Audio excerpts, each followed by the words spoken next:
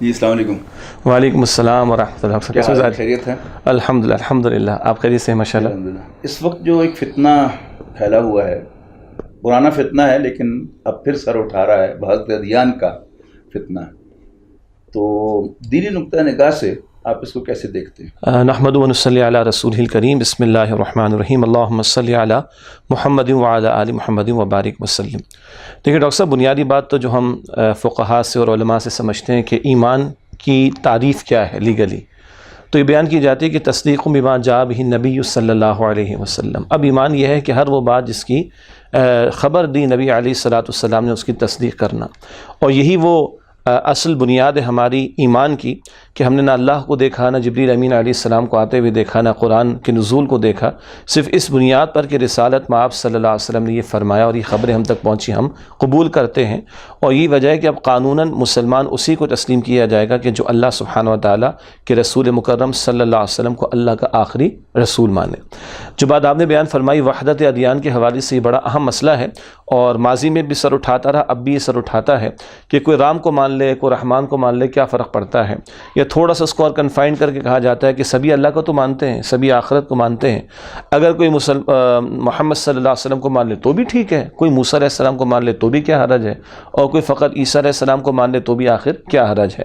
بلکہ بعض لوگ تو دو ہاتھ اور آگے جاتے ہیں اور سورۃ البقرہ کی ایک آیت اور سورۃ المائدہ کی ایک آیت کے تحت کہتے ہیں کہ وہاں پہ تو اللہ اور آخرت پر ایمان کا تذکرہ ہے، یہودی ہو، نصرانی ہو، مجوسی ہو، مسلم ہو، جو بھی ہے، جو اللہ اور آخرت پر ایمان رکھے تو وہ اللہ سبحانہ وتعالیٰ کے کامیاب ہو جائے گا۔ بہرحال اس کے جوابات ہم قرآن حکیم سے ہی دیکھتے ہیں۔ سورۃ البقرہ کے شروع میں ہم جا کر دیکھیں کہ وَمِنَ النَّاسِ مَن يَقُولُ آمَنَّا بِاللَّهِ وَبِالْيَوْمِ الْآخِرِ وَمَا هُم بِمُؤْمِنِينَ۔ اللہ خود فرما رہے ہیں کہ لوگوں میں سے کچھ ہیں جو کہتے ہیں ہم اللہ پر ایمان لائے اور آخرت کے دن پر ایمان لائے، وَمَا هُم بِمُؤْمِنِينَ، اللہ خود کہہ رہے ہیں کہ وہ ایمان لانے والے نہیں۔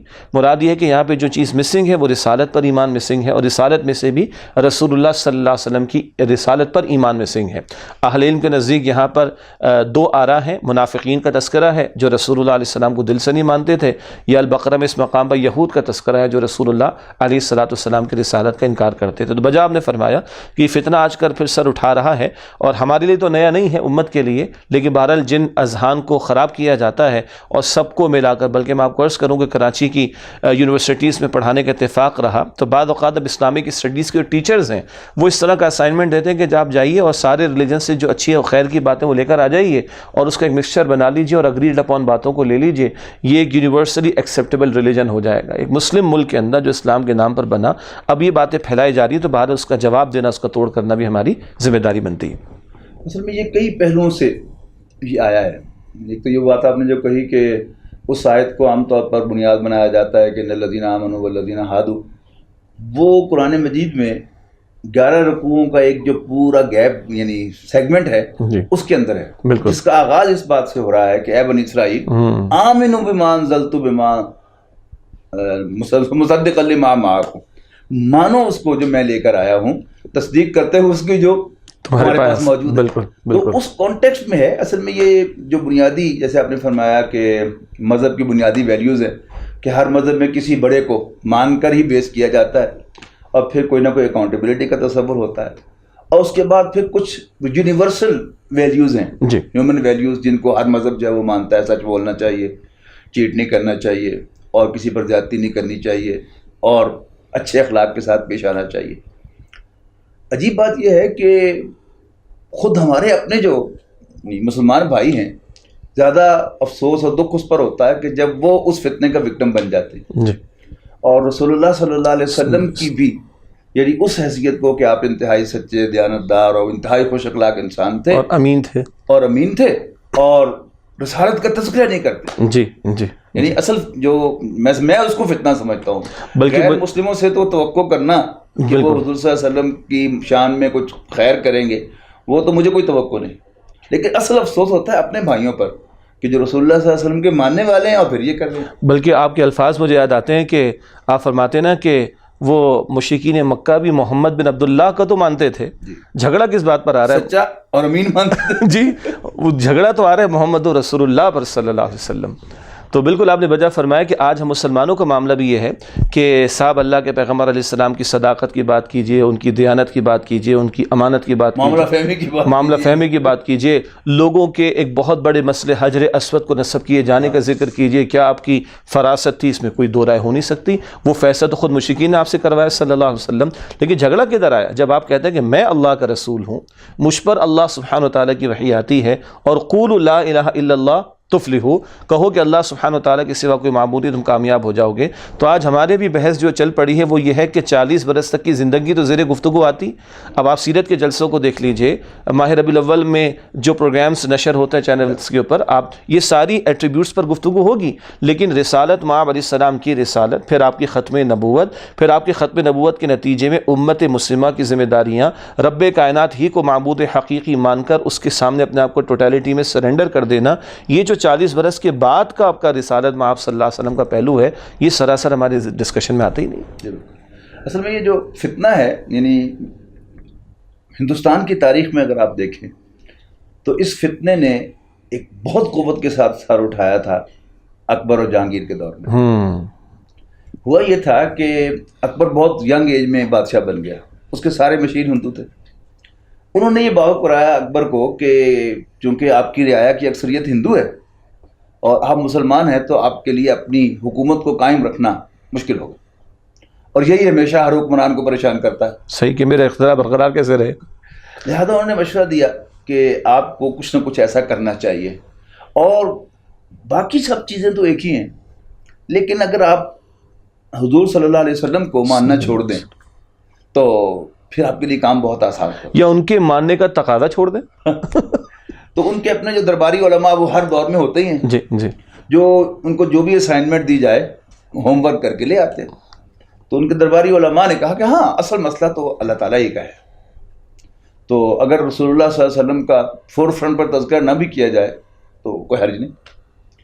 میں یہ سمجھتا ہوں کہ احادیث کے اندر بھی جو ذکر آیا ہے قل لا الہ الا اللہ، وہ اصل میں اختصار ہے لا الہ الا اللہ محمد رسول اللہ کا. ایگزیکٹلی، بالکل بالکل بالکل بجائے، تو اس لیے کہ آپ خود پیش کر رہے ہیں نا، میں پیغمبر ہوں، میں تمہیں یہ دعوت دے رہا ہوں، تو وہ محمد رسول اللہ تو اس کا بلٹ ان پارٹ ہے. تو انہوں نے کہا کہ ہاں ٹھیک ہے. تو جو اسلام کا ورشن پیش کیا گیا وہ کیا تھا؟ وہ ایک یونیورسل ورشن تھا، دین الہی، دین اللہ نہیں تھا وہ، میرے خدا کا دین. ہندو سمجھے یہ میرا دین ہے، عیسائی سمجھے یہ میرا دین ہے، مسلمان سمجھے یہ میرا دین ہے، یہودی سمجھے یہ میرا دین ہے، سکھ سمجھے یہ میرا دین ہے. صحیح. پھر مزے کی بات کیا ہے کہ علامہ اقبال نے حضرت مجدد رحمۃ اللہ علیہ کو جو خراج تحسین پیش کیا ہے اس پر ذرا غور کیجیے. حاضر ہوا میں شیخ مجدد کے لحد پر، وہ خاک کے ہے زیر فلک مطلع انوار، گردن جو کی جس کی جہانگیر کے آگے، جس کے نفس گرم سے گرمی احرار. یہ اگلا مصرع ہے وہ نوٹ کروانے والا ہے. وہ ہند میں سرمایہ ملت کا نگہباں اللہ نے بر وقت کیا جس کو خبردار. یعنی حضرت مجدد کے مکتوبات آپ پڑھیں تو اس میں سارا زور جو ہے وہ ایمان برسالت اور مسلم آئیڈینٹی پر ہے. صحیح.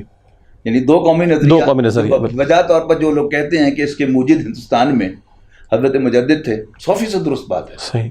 یعنی اس دین الہی میں یہ پروموٹ کیا گیا تھا یعنی مسلمانوں کو کہ گوشت کھانا آپ کے لیے حلال ہے، فرض تو نہیں ہے، اور اگر آپ کے پڑوسی کو آپ کا گوشت کھانا پسند نہیں تو آپ کو اپنے پڑوسی کو ایزا نہیں دینی چاہیے. حضرت مجدد رحمۃ اللہ علیہ نے اپنے مکتوبات میں زور دیا ہے کہ مسلمان کو گوشت ضرور کھانا چاہیے. صحیح. آئیڈینٹی. صحیح. میں مسلمان ہوں، میری شعار ہے. ہاں. تو جو بڑے ہی کلیور طریقے سے اب یہ unification of unification of the religions اور اس کے مختلف عنوانات جو اور انٹرفیتھ ڈائلاگ. اب ظاہر ہے کہ امریکہ میں، یورپ میں، تمام مساجد میں، مسلم سینٹرز میں بڑے جوش و خروش کے ساتھ یہ ڈائلاگ منعقد کیا جا رہا ہے. اب آپ یا تو آپ کے پاس اتنی جرت ہو کہ آپ ان کو مہمان بلائیں اور انہیں رسول اللہ صلی اللہ علیہ وسلم پر ایمان لانے کی دعوت دیں، پھر تو ہے ٹھیک.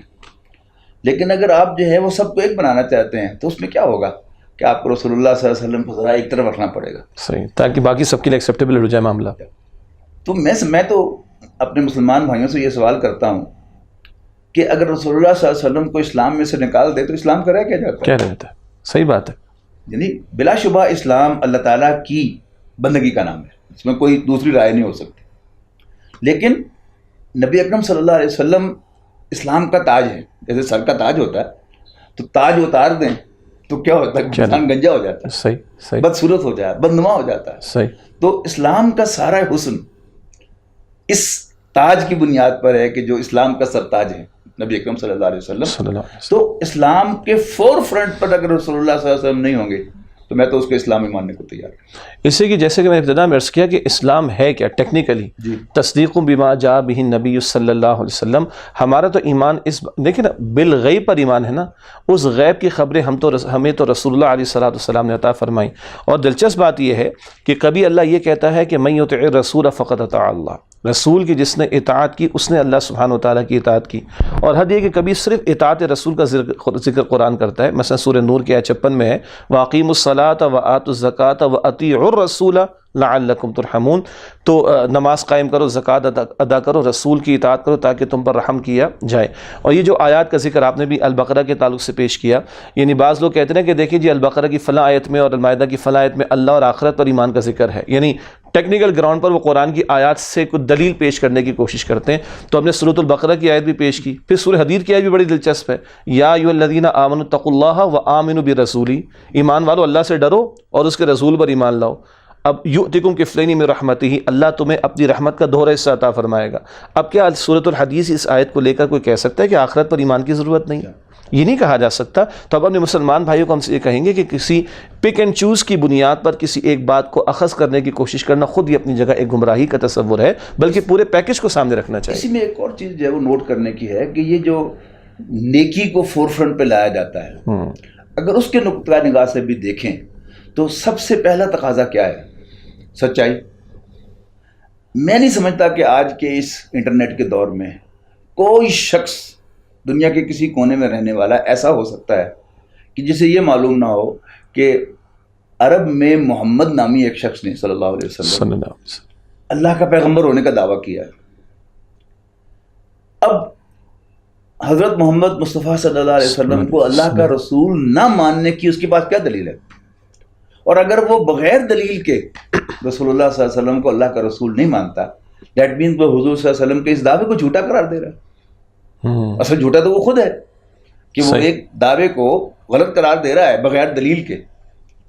تو اصل میں ان کی اپنے خلاف جاتی ہے یہ بات کہ اگر وہ کہتے ہیں کہ عملہ صالحً، تو عملہ صالحً میں سر فہرست تو سچائی ہے نا. جی جی. تو وہ کہاں کے سچے رہ گئے؟ اور پھر یہ کہ ویسٹ میں تو یہ یعنی دھاندلیاں عام ہیں. یعنی سیکولرزم کی تعریف میں وہ یہ کہتے ہیں کہ believe that laws and education should be based on facts and science etcetera rather than religion.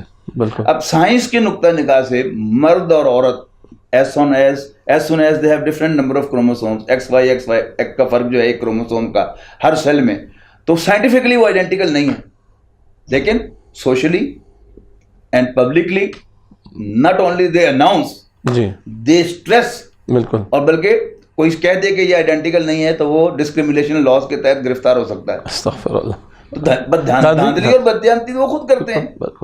تو میں تو اس پر آتا ہوں کہ ثابت کریں وہ کہ حضور صلی اللہ علیہ وسلم کا یہ دعویٰ سچا نہیں ہے، یا پھر مانے رسول اللہ صلی اللہ علیہ وسلم. کوئی تیسرا آپشن نہیں. صحیح بات، صحیح بات. تو میں تو وہی بات عرض کروں گا، آپ بھی مجھ سے اتفاق کریں گے کہ زیادہ مجھے شکایت ہے وہ اپنوں سے ہے. صحیح بات ہے. اور آج کل تو حالت یہ نا کہ اپنوں کے ایمان خطرے میں پڑے ہوئے ہیں. یعنی کہ آپ تو اس وقت ہم بات کریں رسالت مآب صلی اللہ علیہ وسلم کے تعلق سے، بات دوسری طرف نہ نکل جائے. اب تو رب کائنات کے وجود کے بارے میں ہمارے مسلمان معاشروں کے اندر، ہماری یونیورسٹیز کے اندر مباحث شروع ہو گئے ہیں. تو بہرحال ہم مسلمان بھائیوں سے ریکویسٹ کریں گے کہ اپنے دین کی اصل کی طرف ہم لوٹیں، اور یہ جو بیرونی ایجنڈے ہیں اور ان کے تقاضے اور ان کے پریشرز ہیں جو ظاہری بات ہے کہ ہمیں کھینچتے ہیں کچھ مادہ پرستی کی طرف اور کچھ مادی مفادات کی طرف، اس کے مقابلے میں ہماری اصل پونجی وہ ہمارے ایمان کی پونجی ہے. اور ایمان کی وہ پونجی دراصل وہ کھڑی ہے اس بات پر کہ محمد رسول اللہ صلی اللہ علیہ وسلم کو اللہ کا آخری رسول مانیں، اسی میں نجات، اور ان کی بھی مانیں، اسی میں ہماری نجات ہے. اللہ تعالیٰ توفیق دے. آمین. جزاک اللہ خیر.